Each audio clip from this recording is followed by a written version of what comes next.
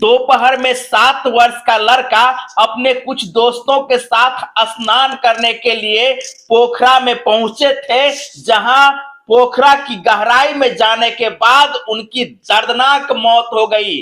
बता दें कि ये घटना मधुबनी जिला के बासोपट्टी थाना के डामू पंचायत अंतर्गत चिलमिलिया गांव की है। छोटा बच्चा था, अपने कुछ दोस्तों के साथ स्नान करने के लिए इस पोखरा में पहुंचे थे।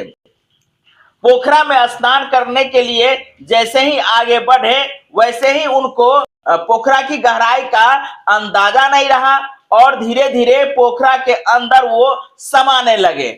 जैसे ही उनका पांव जो है अंदर की ओर चला गया, वैसे ही वो उस पोखरा के अंदर डूब गए और डूबने के बाद उनको जो है सो निकालने का प्रयास किया, लेकिन तब तक जो है वो सांसें छोड़ चुका था। देखिए, हम लोग फील्ड में काम कर रहे थे तो हमको सूचना वार्ड सदस्य के द्वारा मिली।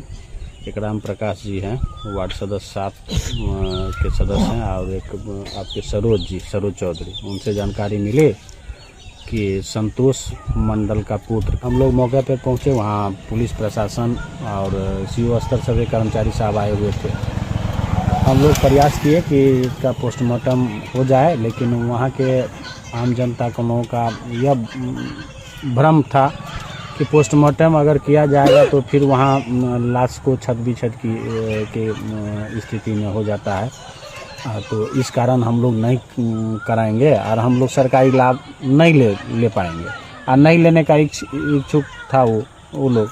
तो हम लोग सोचे कि भाई जब सरकारी लाभ उनको नहीं लेने का इच्छा है तो उसको प्रेशर क्यों किया जाए। हम किसी को इसमें शक के दृष्टिकोण से हुआ किसी भी कारण से किसी को इन्वॉल्वमेंट नहीं करना चाहते हैं, नहीं हम देखे हैं, नहीं ऐसा हुआ है। तो बहुत यह दुखद घटना है। हम लोग पहुँचे थे, सरपंच साहब भी साथ थे, तो हम लोग चाहे कि भाई बहुत सारा तरीका से उनको लाभ दिया जाए। हाँ, पंचायत के स्थिति से हो या प्रशासनिक स्थिति से हो, लेकिन साफ तौर पर उनके जो गार्जियन थे, वहाँ के जो लोग थे, आम जनता का यह राय था कि हम लोग सरकारी लाभ नहीं लेंगे, हमको लेने का कोई ये नहीं है। तो इसलिए हम लोग परिवार वालों को सांत्वना दे करके